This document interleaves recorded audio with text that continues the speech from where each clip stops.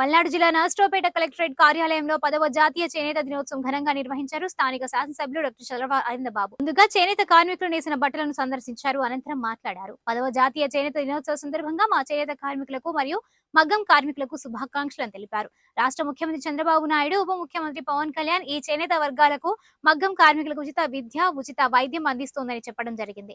ఈ కూటమి ప్రభుత్వం అన్ని వర్గాలకు అండగా ఉంటుందని తెలియజేశారు. ఈ కార్యక్రమంలో జిఆర్ఓ వినాయకం, చేనేత కార్మికులు, మగ్గం కార్మికులు, ఇతర అధికారులు పాల్గొన్నారు.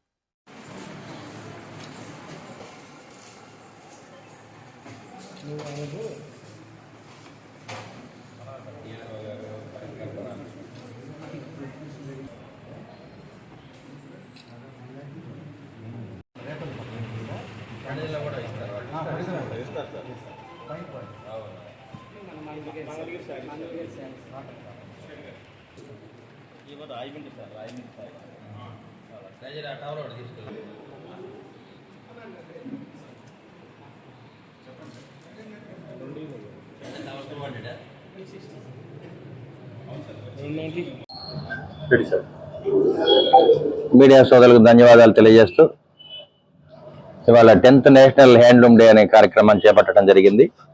ఈ కార్యక్రమాన్ని పల్నాడు జిల్లాలో అన్ని చేనేత కార్మికులు, అదేవిధంగా మగ్గం నేత కార్మికులు వీళ్ళందరూ కూడా రావడం జరిగింది.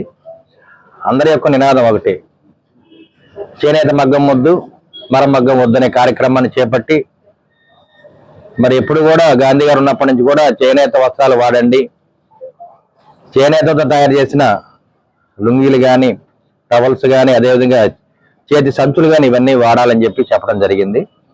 అదేవిధంగా ప్లాస్టిక్ నిషేధం అనే కార్యక్రమంలో కూడా మనం చేనేత వస్తువులు, సంచులు, అదేవిధంగా బ్యాగులు వాడమని కూడా మరి నినాదం చేయడం జరిగింది.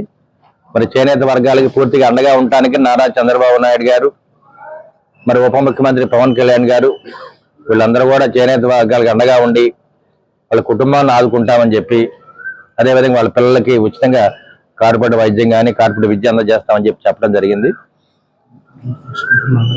అదేవిధంగా ఇవాళ చంద్రబాబు నాయుడు గారు చీరాల్లో పెద్ద కార్యక్రమం చేపట్టడం జరిగింది చేనేత వర్గాల కోసం మద్దతుగా. అదేవిధంగా మంగళగిరిలో నారా లోకేష్ బాబు గారు కూడా చేపట్టడం జరిగింది.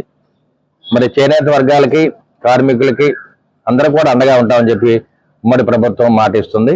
మరి కార్యక్రమానికి పల్నాడు జిల్లా డిఆర్ఓ గారు, అదేవిధంగా కార్యకర్తలు, నాయకులు, మరి చేనేత కార్మికులు అందరూ కూడా రావటం చాలా సంతోషంగా ఉంది. కాబట్టి ఈ కార్యక్రమాన్ని ఇంత ఘనంగా నిర్వహించినందుకు మరి పల్నాడు జిల్లా చేనేత వర్గాలన్నిటి కూడా ధన్యవాదాలు తెలియజేస్తున్నాను.